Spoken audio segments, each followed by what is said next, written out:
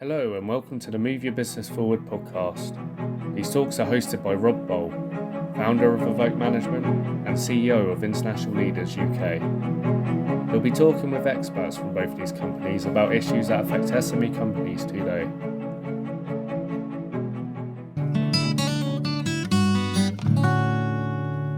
Welcome to the Humanize the Numbers podcast series.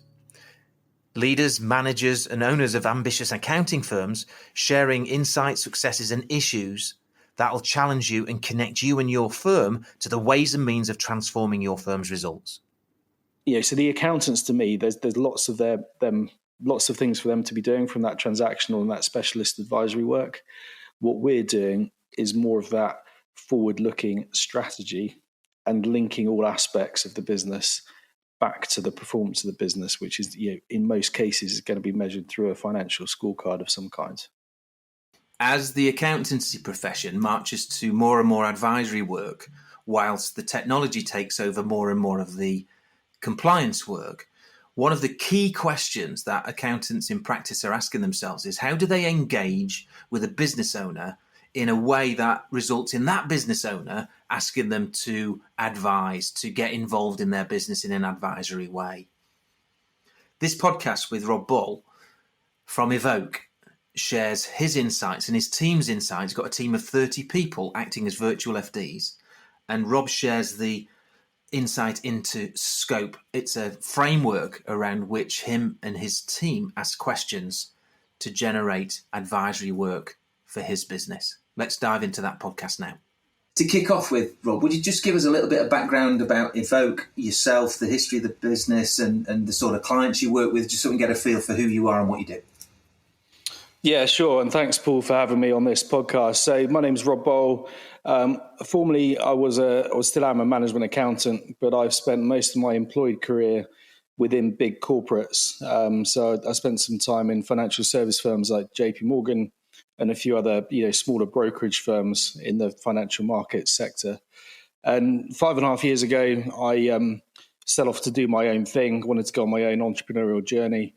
And I saw an opportunity to take some of the best practice bits of running a business, especially from the kind of reporting and the financial focus that big companies have. I saw an opportunity to take that to SMEs and really work with SME companies to give them advice and support that they wouldn't necessarily have access to on a part-time flexible basis, being able to give them really strategic advice and support.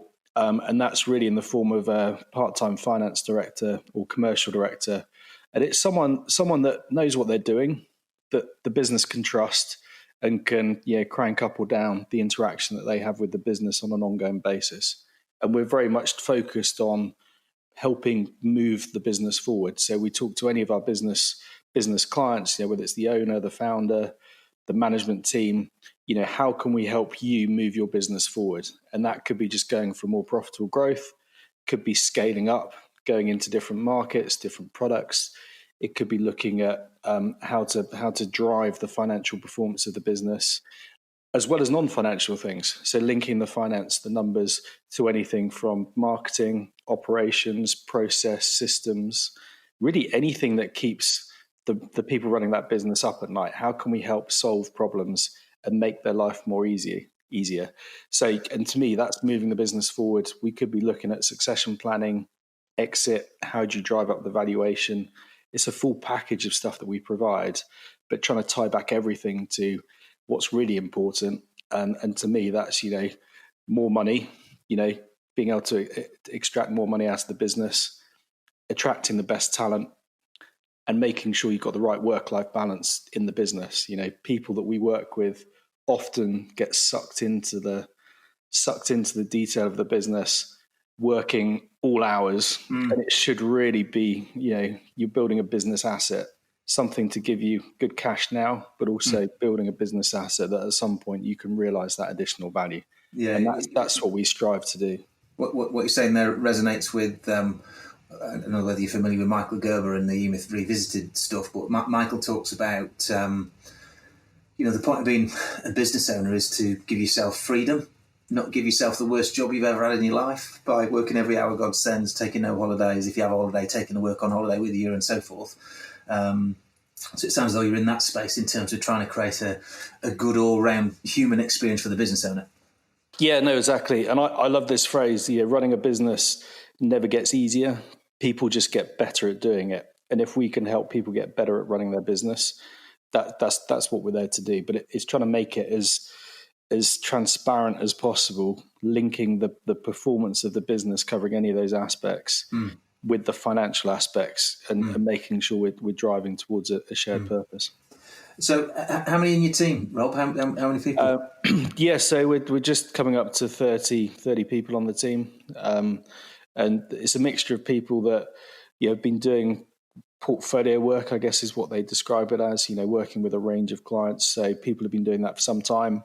Some people have gone from, good corporate roles, big businesses, full-time roles, and want to shift into that more flexible portfolio level of work. And then we've just got people that just want to do something a little bit different. This is a good option for them. And it's not working for themselves in isolation. It's working as part of a team, collaboratively trying to solve problems in the SME business world. So coming up to 30 people now. And are they all from a financial background? Is that the starting point, Rob?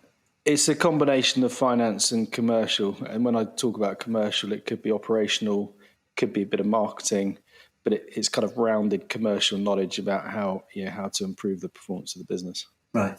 Because I just want to, if we can, pursue a conversation about this. We work with SMEs, a bit of a broad subject, SME. I just want to get a feel for what you consider to be an ideal type client. That'll give us a better perspective on, who you work with and therefore the sort of conversations you like to have, which is what I'd like to dive into after that. Yeah, sure. So, our core focus, and I guess where we work best, is that range of a couple of million turnover up to around 50 million, maybe 20 million. Right. Below that, potentially they're not ready for that strategic advice and input. Above that, they might start having that more in-house and be less reliant on someone part-time.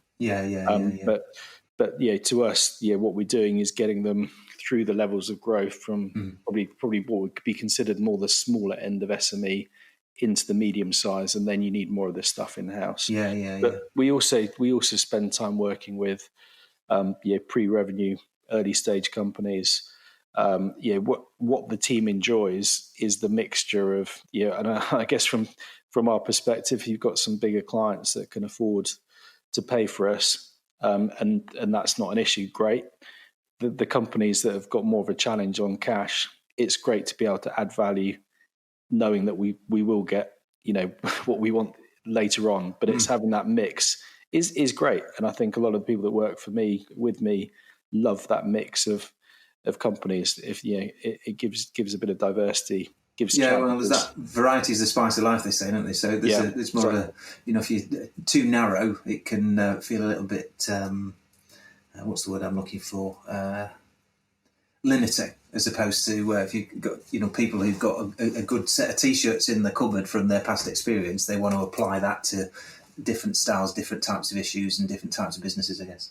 Yeah, exactly. Yeah, very good. So one of the it sounds that some of the work you're doing is very much in the space that you'd expect an accountancy firm to be working in. So I'm curious as to what happens in terms of the way you work with the businesses, the business owners, and their accountancy firm. Is there links and connections there? How does that work?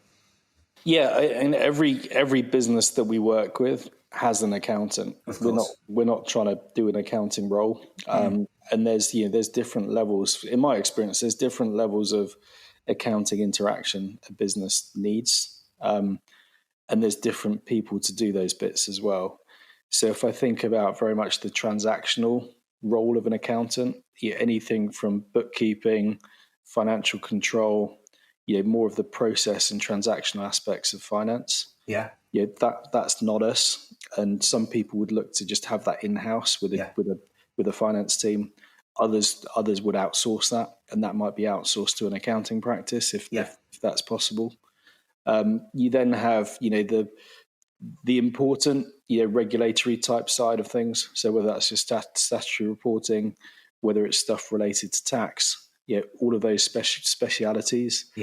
that's not us. We're not looking to be a specialist in those areas at all. Yeah. For me, I've got little patience and interest to be a tax expert. Sure. But what we can do is be a good go between the tax expert in an accounting practice and what the business is trying to achieve. We can help with that conversation. I think sometimes that conversation is more effective by having a general finance person involved, because some of the language is the same or can translate some of the language.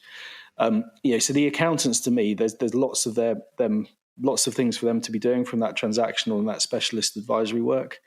What we're doing is more of that forward-looking strategy and linking all aspects of the business back to the performance of the business, which is, in most cases, is going to be measured through a financial scorecard of some kind. Whether that's profit, margin, the usual thing.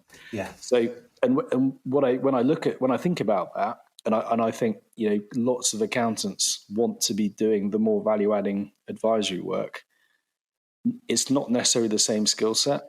It's not necessarily the same personalities. The kind of work we end up doing with companies, you in some cases working with very ambitious entrepreneurs that are creatives, they're visionaries, they're coming up with ideas and trying to implement things, and we're there to kind of support, make sense of that, and try and formalize it in a plan and make sure it can be locked down as a plan, communicated with the team, and set some kind of parameters around what that looks like. You then have potentially founders that are a little bit reserved in their aspirations, and we can help motivate them or say, look, you're doing a great job here, why don't you do more? You're doing good, what would great look like? And really push the boundaries in terms of what they can do.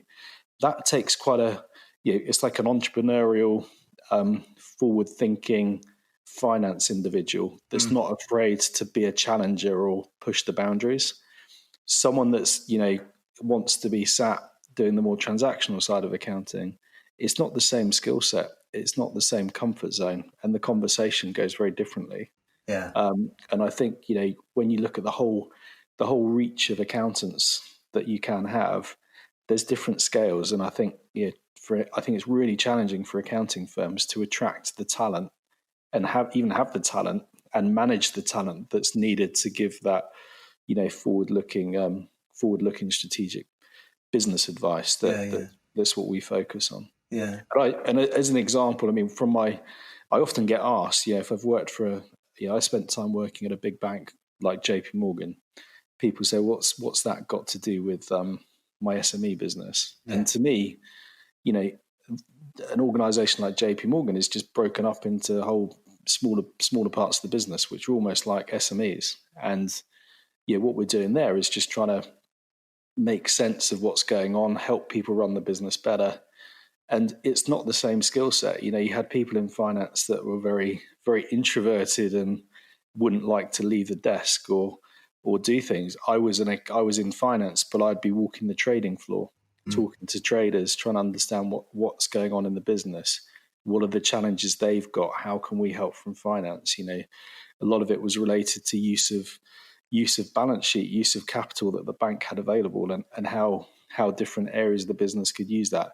It's quite a different conversation to being, audit or tax related. And to me, I think the big challenge in the accounting world is trying to match the right skill set, the right personality, and also how people have been taught to do their job. It's different. It's different, and that's where I see the big difference there. Yeah, and I would agree with you. I think that there's many a conversation over the couple of decades I've worked with accounting firms in this space around how do you bridge that gap, the skills, you call it talent, but skill talent gap, in terms of that compliance regulatory accountancy approach to the one which is an advisory approach, for want of a better label, and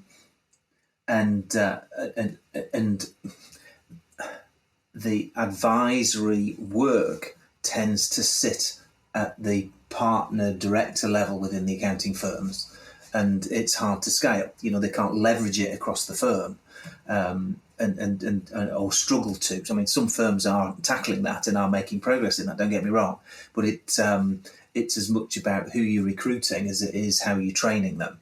And so you get those two elements right. And it's interesting, conversations with firms that they are looking at recruiting a different style of person now than they were 5 years, 10 years ago. And albeit, yes, they've got to provide audit services and payroll services and bookkeeping and so on. So there's still that need. But there is an acknowledgement and an acceptance that business owners, especially ambitious entrepreneurial style business owners, want more than just the nuts and bolts, which is what you specialise in, and a lot of accounting firms want to play a role in that space. But that's only going to work in a scaled way if they've actually recruited the right people and trained them in the right way to do what's needed. But there's also this experience piece as well. So, by the way you describe your people, Rob, you've got people who've got some interesting T-shirts in the cupboard, if I can use that phrase, in terms of their background. So it's not just recruit, talent, skill, it's also experience as well, isn't it? That must play a big role in influencing the type of people you bring into Evoke, or have I got that wrong? No, yeah, you're exactly right. Yeah, we've got lots of different talent on the team, and we often will say to a business, clearly we've identified a need for some additional support in that finance commercial aspects of the business. But what is it? Is it sector experience? Is it a different personality? Is it someone that maybe is more of that ambitious go-getter personality that's going to really drive the business forward, or is it someone that needs to be a bit more of a steady hand to keep things calm and collective and make sure people aren't, the business isn't trying to run before it's really got the structure to do that. And that's different personalities, and we're very keen to match the kind of emotional connection someone has with one of our people, because if you do that, you immediately are in the right zone to give the kind of solid advice and be trusted as well, and get on with that person and understand where they're coming from. We actually use a profiling tool to help us with that, to make sure that matching the client up with the right person in your team. Yeah. Oh, right. How do you do that? Well, there's a profiling tool that we use, which is called Perfect Teams, actually, right. which we use, and I like it because I'm not a psychologist, and a lot of these profiling tools are psychometric type things. This one, designed by an engineer, and it's logical, so it makes sense to me, and I can normally talk about it quite easily. But it just, it might be that we go, look, we can tell a particular character type, and all we need to know is that's that character type, and we're going to communicate with that person in a specific way. Yeah. It might be that we've got a management team that's all one character type or particular character types, and they're missing something. So the profiling tool comes up with 12 characters, puts people in 12 different characters, and it's just trying to make sure there's a good balance of those 12. So that's why it's called Perfect Teams. Brilliant. And sometimes we'll go, look, you've got too much focus. In a technology company, you might have too many people that are your kind of real techie, logical, process-orientated people, which also sounds a bit like some accountants. Yeah, it does.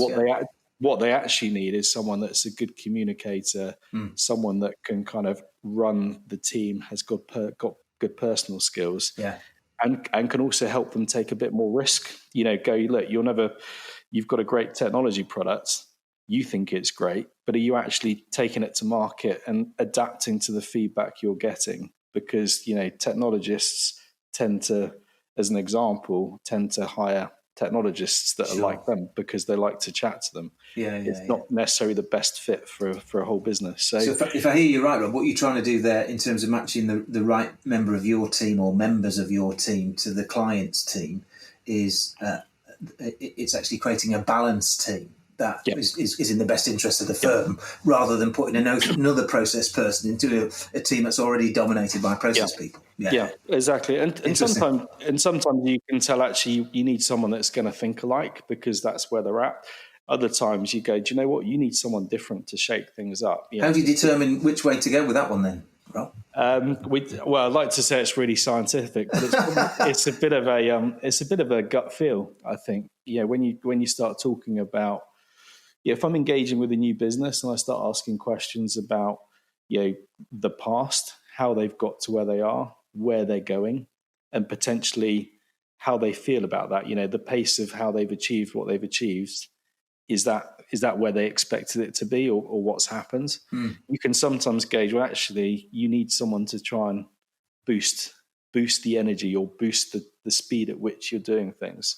So those are the kind of things I'd be using. But what's also useful is just to understand, okay, you've got a very logical thinker there. You've got to explain the detail of the finances. You've got to give them all the info so they feel they get it and they can process it.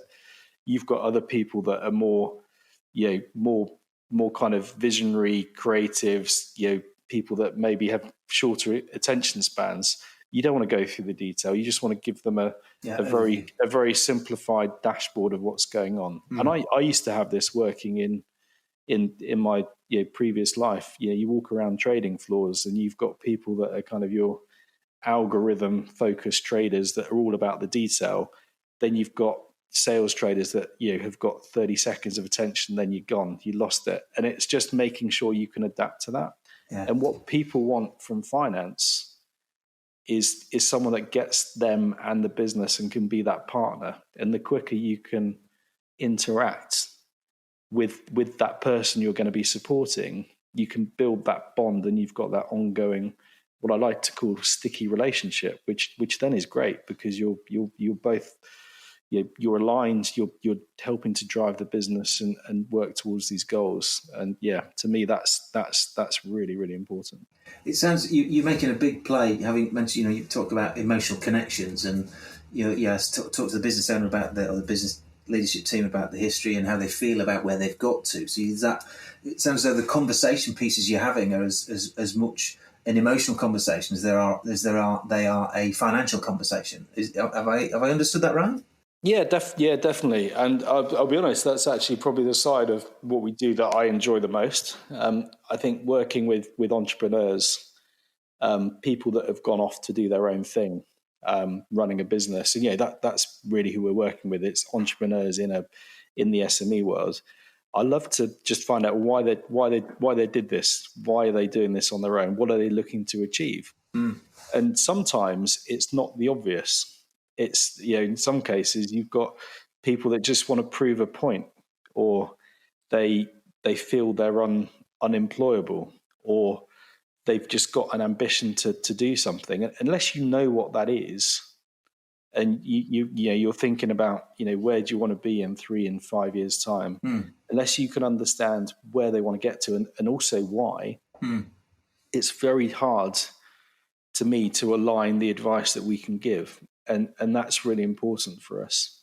And, you have people that have, I guess, the pressures that anyone running a business has is multi-dimensional. You could go, right, everything is very business orientated. What's the challenge of running a business?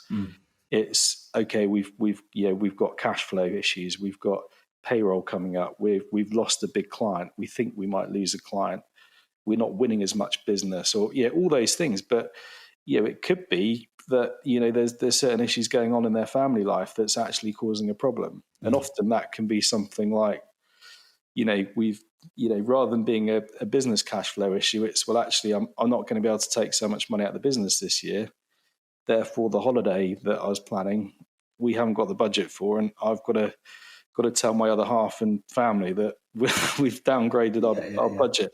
That is actually probably sometimes more of an issue than other things. And if you understand that, you can go, okay, well, let's figure out how to not let that happen again. You're running the business.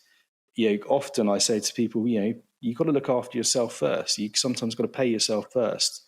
And that often puts someone in a much better position to then come back in and run the business, because they're in the better mindset. They're not being distracted by these other things that go on in their lives. And I think that, to me, is super important, especially when it comes to exit. When we talk to companies about exiting the business, so why do you want to exit?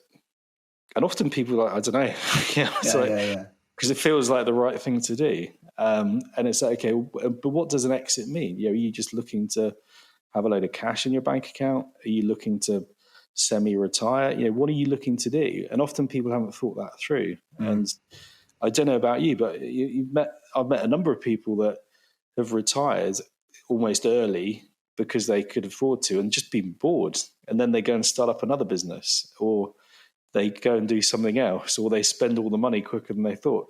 And to me, it's just questioning these things. If someone says to me, I want to exit the business in 2 years, I think the business is worth that. My first response is to challenge that. And why? Why do you want to exit in 2 years? Why do you think the business is worth that? Why do you need that amount of money? Why? And to me, as soon as you start ticking some of those bits of a thought process, you can then start giving the rounded advice, which isn't just accounting. It's far more than that. Well, like you say, it's as much personal as it is business. It's as much emotional as it is financial. There's that blend. But it's interesting. You picked one of my favourite words in terms of actually, and to use your company name, evoking a challenging conversation. In there will be emotion and there will be conflict. And it sounds as though you actually go hunting for that. To just sense check where they're at and what they're doing and why. And sometimes they don't know, do they? Yeah, no, exactly. I mean, I had a recent example. We've got experience, and I've got a keen interest in companies transferring ownership to employees. Right. That can be through various schemes. I noticed you got someone on your team in that space specifically, haven't you? Yeah. I'm quite interested in that. And we've got more experience there as well now. And to me, the ultimate employee ownership that people refer to is John Lewis. You've got this partner-based model, and for SMEs, it's a nice option to look at. And a few people that are looking to exit, it's like, well, I need to leave the business and want to release some equity. I'm going to sell the business. You go, well, actually, have you considered employee ownership and transfer of ownership to employees? And there are certain things about that make a lot of sense. You can leave a legacy. You can, because your business is going to be handed over to your employees, and you can have that in a direct or indirect ownership. Yeah. And if you go down the indirect ownership through what's called an employee-owned trust, you can get market value for your business, tax-free, and you're in control of the process. We've worked with a number of businesses that are essentially consultants, like architects, for example. The asset is the people. How much are you going to get for that business if someone buys it? Yeah. If you transfer ownership to the employees, you're locking in that value with the business, and you're giving back to your employees, and it works really well. It ticks a load of boxes. Yeah. So I always kind of encourage people to think about all the options as to why, how, and when, and why they might exit. But then we also came across a client that had gone down this route, and they'd heard about EOTs, and they'd gone to their accountant and said, we want to set up an EOT. And the accountant set up an EOT. And I said, why? Why do you want to do an EOT? And within half an hour, we'd identified they didn't need an EOT. It wasn't going to do what they wanted. And that was a waste of time and money in terms of... So to me, it's all about just asking those questions and drilling in, to find out exactly why someone's trying to do what they're doing, or are they actually being honest with themselves about what they really want? So and then we can start advising around that. Yeah. In simple terms, Rob, is the value that you deliver to your clients, is it actually revolving around the quality of questions you ask them then? I think that's probably a fair point. Yeah, I think the questions that you ask, and you don't want to just sit there just drilling someone to death with questions. Yeah. But I guess what I've been able to do over the last 5.5 years of doing this is try and build an understanding of the kind of questions to ask that gets you to a point quite quickly that you've got to the crux of what you're trying to solve. Brilliant. Which is often a multi-dimensional problem, which is a bit of business, it's a bit of finance, sometimes I feel like we're actually counsellors rather than actually business advisors. But a lot of people running a business, find it quite lonely for some of these discussions and don't often have that trusted person to go and talk to. And I like to think that's what we're there for. We're there to be that trusted person to talk about, whatever it is. Yeah. So have you distilled what this question formula or framework looks like? Is that, if that's where the value lies, and that's where the powerful conversations lie, and your ability to help your clients achieve what they want to achieve? What have you done to distill that question framework or formula, Rob? Well, there's one process that we go through actually quite early on in what we do, which we call the scope exercise. So we say to a business, look, one of the first things we want to do is look at the full scope of your business, and we've got what's called an acrostics. If you've ever heard of an acrostics. No, this is new to me. Go on. So an acrostics is where you've got a word like scope, right? And every letter in scope stands for something we do. So it's a handy way to remember something. But yes. This is something that we've come up with. So when I say that we look at the whole scope of the business, we look at the strategy. So S for strategy. Yeah. So, what's that business doing? What markets is it playing in? What kind of customers does it have? Everything around strategy we'll start talking about. Yeah. C stands for controls. So we'll start looking at financial controls, non-financial controls. What are they looking at? What are they measuring? How do they know when they've had a good day? Yeah. A good week, a good month. Yeah. That's my next question to you, actually, Rob. So people. Yeah. And then O is for opportunities. Having a third party person come into a business with a fresh pair of eyes, no baggage, no history, not afraid to ask a question, is you just identify opportunities by just asking what sometimes appears to me to be a stupid question. Someone goes, "That's brilliant." I'm like, "Okay, I didn't." Yeah. Well, of course, I'm brilliant. Or but it surprises me. But some people are so close to the detail, and they've got all this baggage and headspace around where they're at. You can quite quickly identify opportunities. Yeah. And then P of scope. I'm still going through this acrostics, Paul. So I've got it. I'm on it, bro. Got it. So process and procedure is for the P. So what processes are there? What procedures? How much of the business is systemized? What kind of things do you have in place around that? Yeah. And then finally, the E is a bit of a cheat. It's everything else. So what else? What else is I'll often ask. Okay, so what else is keeping you up at night? What else is causing you grief? And it's anything else around succession, problematic people. Some people run businesses and they got people that they just hate working for them, and so we just deal with it. Let's sort that out. Let's get some proper HR advice and deal with the situation. Yeah, indeed.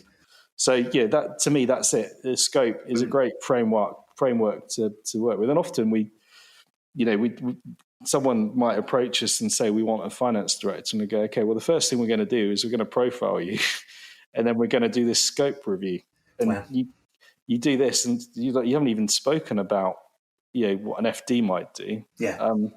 But to me, an FD or commercial director, how we engage on that part-time basis should be so close to the strategic view of the business that they could come in and run the business. If we say to our people, if you're not in a position to take over running the business, you're probably not close enough to what's going on. Yeah. And you probably haven't simplified the aspects of running a business that you can do that. That's one thing. But also, you've got to be embedded with every aspect of the business to be able to add value. And the strategic stuff that we do, it's not something you do every day. You don't need someone at that level in the business, the size we're talking about, every day, because there's just physically not enough strategic thought to be done. Yeah. But it's being there to be that sounding board, to be a sense check. We often get random calls because something's gone wrong, but also something's gone really well, and they're just someone's really chuffed to talk about it. And generally isn't it's generally not an accounting transaction they talk about unless the HMRC suddenly turned up on their doorstep or something. Or they just received a tax rebate. That's very large. Exactly. Exactly. But these are the little wins that we like to because no one really gets you can have great profit and you can be pleased about that, but it's normally the more tangible things in a business that people get excited about and like to enjoy. It we need to connect with that and make sure that we're aligned with that, because that's the important bit. Brilliant. So how do you know you've had a good week then, Rob, or a good month, or a good half year? How do you determine the success of your business? So I guess one way is, so we started this and compared what we were drinking. So I decided to have a glass of red wine. So but it's 8 o'clock in the morning, Rob. You can't go there. No, that's a fib. It's not. It's late afternoon Friday. So we're Friday middle afternoon. So if that's the first point of the week, I've needed to have a glass of wine middle of the day. That's a good week. That's a good week. Yeah. So that's stress-free week. Yeah. But in terms of performance, how do you? I mean, for me and my business, I've got ambitions to grow the business. We've got capacity on the team at the moment. We've got the ability to take on more people and have capacity. So I'm focused on number of calls I'm having with companies, which are initial calls. So a kind of fact find call, and how many of those lead on to a more strategic discussion where I've identified that actually I think we can help. We should have a further discussion. Can I just drill into that, Rob? I'm curious as to how many, say the fact find goes well, from that moment to them going, yes, you're now working with us, how many points of contact, how many deep interactions are there between you, your team and your clients that end up being clients? Yeah, I have to say it varies. It really varies. Right. And I think, I actually had this conversation with someone earlier in the week. I think everything that we do is timing specific. I think no one wakes up on a particular day and says, today the one thing I need today is a finance director. No one says that. If they do, I'm happy to talk to them. Of course. No one says that. Something normally happens, or something's got to the point where they need to do something. And that's where we try and be front of mind. So, I might have an initial call with someone and I've already identified there's something we can help with right there and then. And then it could be quite a quick thing. So just thinking about the last couple of weeks, I've had calls on a Monday as a 30-minute call. Wednesday, we've had a more detailed discussion. The following week, we're engaged and we're doing something. That's great. Other times it could be 6 months, 12 months. But we just try and keep front of mind to go, okay, we can't help you at this point. I would always try and add some value. And some people just aren't ready for us at the moment. But I could give them some tips as to what they could go and do. So what we then try and do is just keep front of mind. So how do you do that then? It's a good question. So we probably don't do it well enough, to be honest, and it's something we're always trying to improve on. But we have people on a mailing list. We have people that we through CRMs through our CRM we'll set reminders to touch point. Right. With a number of things that we do to touch point, and what we try to do is do those touch points in different ways. So it's not just sending a standard thing. We're trying to put some effort into what we do. We have a few sources of info that give us information about what's happened in the SME world. So companies that might have raised investment, they might have won awards or various things, news that might be relevant in a sector. We would pick up on that and try and share it with someone and say, look, saw this and thought of you. It's a brilliant strategy. That is, if you can make it personal, it's a brilliant strategy. That. And sometimes we'll then just do a bulk email out as well. And one of the other things we do, we do a lot of webinars. And for us as a business and generating opportunities, it has been very much hit and miss about how successful they've been. But again, it's about timing. The more the timing, a webinar topic or a particular thing will catch someone's eye and they'll go, do you know what, I want to join that, or I want to come to that. So we just try and run them fairly regularly. At points we've done one once a week, other points once a month, and sometimes in between. But it's trying to come up with a topic that's particularly relevant and useful, where we can add some value, get people to hear us talk. We try and make a lot of the stuff we do, especially in this current world environment we're in, to make any of our online discussions interactive. Yeah. One we did a little while ago, we had a webinar. I think we had about 140 signed up, which is good for us. About 50 of them turned up, which is, again, normal. Yeah, pretty good. And what we did, we had some content. We had some kind of punchy talks about things that we thought were relevant.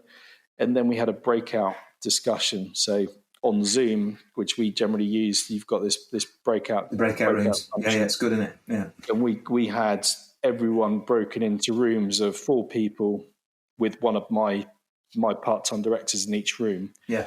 And everyone suddenly got 20 minutes, just 3 other business owners and a really experienced director facilitating a discussion about the topics we talked about. Yeah.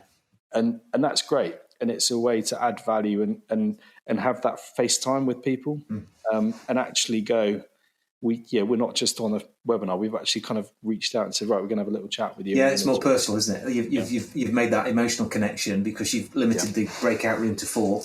And we've been experimenting with different size breakout rooms and concluded that when you've got 3, 4, 5 people plus the facilitator, and even if there's no facilitator, that's still it's the number that works in a 15-minute, even a 10-minute sometimes, but 10, 15, 20-minute window. Yeah, very good. And I think one of the big challenges at the moment we've all got is, and I've noticed this in terms of as time has gone on, I think everyone, in myself included, we think we're experts of multitasking, and we're really not at all. And if there's it's a myth. If there's an hour webinar, I think that one I referred to, I think it was 90 minutes. So it was a couple of 20-minute presentations, breakout, wrap up, and then another kind of conversation as well. So it's 90 minutes, and actually to not do anything else for 90 minutes. If you went to an event and you were sat in an auditorium, you would do that. You might look at your emails occasionally on your phone, but that's it. You'd be there. Yeah, but you'd be fully engaged, wouldn't you? Yeah, fully engaged. You've got people doing their emails, doing whatever they're doing, picking up phone calls, and it's like, if you actually want to, for me, what I find what's frustrating is these people. I believe we're giving valuable content, and actually, if they just focused on it, it would be more useful to them. But no one's like that. And I think one of the things about Zoom, or doing everything on Zoom, is people multitask. They don't just go, right, I'm not going to look at anything else. I'm just going to focus on this. Yeah. And I think that's a real shame, because actually I think having that 30 minutes, an hour, 90 minutes out of not looking at anything, turning off all your alerts and whatever, actually gives you some headspace. And even if you're not focused on that content in the webinar, you'll start thinking about things that you haven't had a chance to think about. And there might be a little nugget in the webinar that triggers something off. And I think people that can't do that, they're missing a trick. And I'd love to think, the content that we deliver is so engaging, everyone's fully focused. But it's not the case. But it's also interesting that one we did. I said, I hosted the webinar, and I said, right, we're going to break, and it was said we're going to have breakout discussion. So be prepared. As soon as we did that, we had at least 10 people drop off. Yeah, and it's like, if you're not prepared to talk about your business and the useful things we're talking about, then you've got a problem. You need to talk about it. Yeah, but it's not your problem, Rob, so it's okay. Exactly. But like any event, there's 20% of the people in the event are really up for it, 20% are really not up for it, and the other 60% will play the game depending on how well you create the game. It sounds as though you're creating a good game there. So exactly. So where did the name Evoke come from then? That's a good question, actually. And you said earlier you actually referred to Evoke, and I thought I should remember that, and I can use that. So, in truth, I like the concept of evoking people's thinking or challenging the status quo. I like that, and so I wanted something like that in the name. And if I'm completely honest, I think I was sat there when I was looking to set my own thing up, looking at company names that were available, and Evoke with a glass of wine in your hand. Exactly, probably was, yeah, probably a bottle by then. And yeah, Evoke Management was available, and I thought, well, that would do. Right. And that's what we've got. I find it an interesting word, especially in the context of this conversation, and the number of times you've referred to connection, emotions, feelings. If you can evoke a higher level of feeling in the people that you're working with, whether it be your team or your clients, then actually you've done something of value. And if that's when you've been contracted in and paid to do something, or whether it's in a challenging conversation which might not generate anything in particular, your words, you deliver value, whatever dialogue you have with anybody. It's let's chip something in and evoke a response. And if we're not asking decent enough questions to evoke a response, then we shouldn't be paid, shouldn't we? Yeah, no, exactly, and that's Paul, exactly where the name came from. So, yeah. Very good. Yeah. Very good. Well, on that note, I think that's a good place to stop. I've really enjoyed the conversation, Rob. Thank you for taking time out. It's the, for me that, and I've been in this space with accountants for a long time. So look, just ask better questions, will you? Challenge your clients a little bit more. Don't take things for read, because often, that it's that's where the value lies, and you've definitely confirmed that on this call. So. Thank you very much. Really appreciate your input today. Thank you. No, you're welcome, and I've enjoyed it as well. So thanks, Paul. You'll find more valuable discussions with the leaders of ambitious accounting firms at humanizethenumbers.online.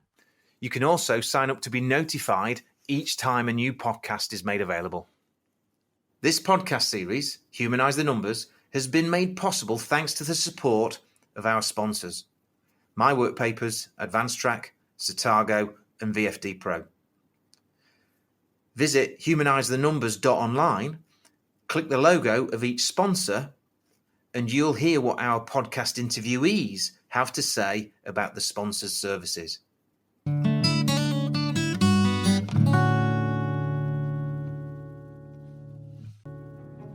Thanks for listening.